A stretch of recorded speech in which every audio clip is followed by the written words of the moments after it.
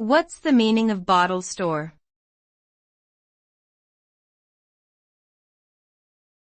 Bottle store.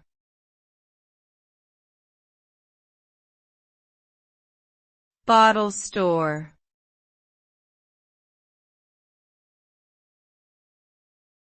Bottle store.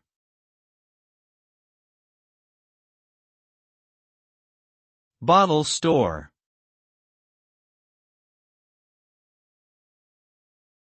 The term bottle store typically refers to a retail establishment that specializes in the sale of alcoholic beverages, particularly bottled beer, wine, and spirits.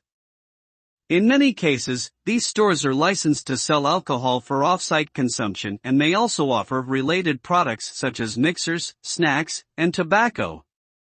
Bottle stores can be found in various settings, from urban areas to rural communities, and often play an important role in providing access to alcohol for both casual and more committed drinkers. However, they can also contribute to alcohol-related problems such as excessive drinking and alcohol dependence.